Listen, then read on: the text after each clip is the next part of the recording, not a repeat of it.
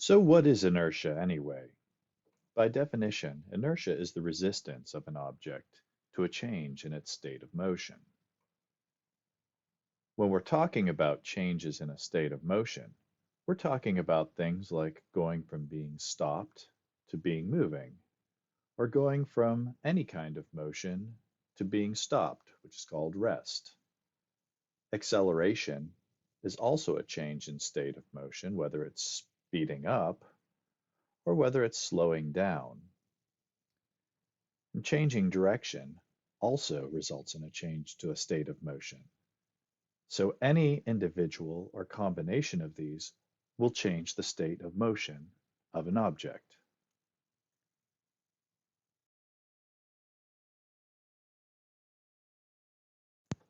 What you just saw was a demonstration of Newton's first law of motion, also known as the law of inertia. Henry was on his skateboard at rest, and he remained at rest until Amelia pushed him. The first law is worded thus: an object at rest will remain at rest unless acted upon by an unbalanced force. In this demonstration, Henry is at rest until Amelia provides the unbalanced force, which changes his state of motion. If you remember, since velocity is a vector, it is speed with a direction.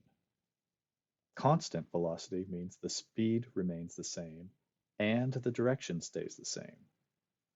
Let's look at that graphically.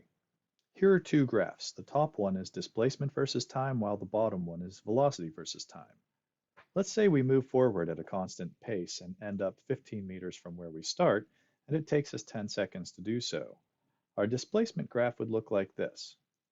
You might be confused with why I'm showing delta x as a vertical value, when in algebra class you always use that as the horizontal one.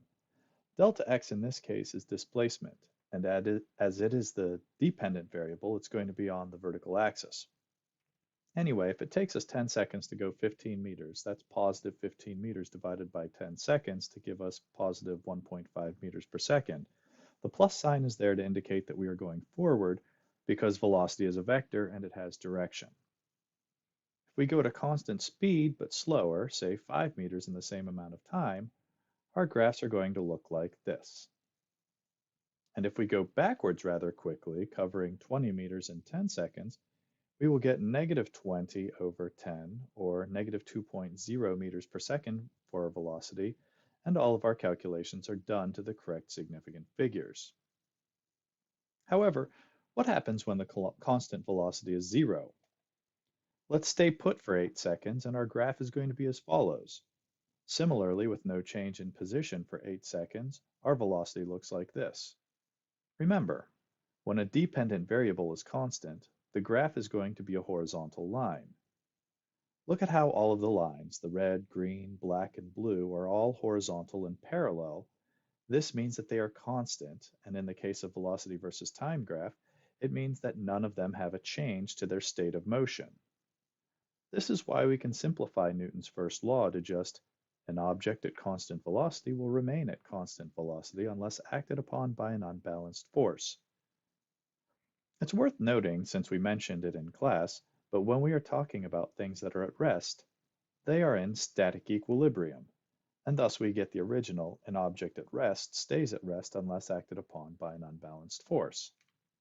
However, when things are at constant but non-zero velocity, they are in something called dynamic equilibrium, and thus we get an object at constant velocity will stay at constant velocity unless acted upon by an unbalanced force. As far as inertia is concerned, however, equilibrium is equilibrium, and to reiterate one last time, an object at constant velocity will remain at constant velocity unless acted upon by an unbalanced force.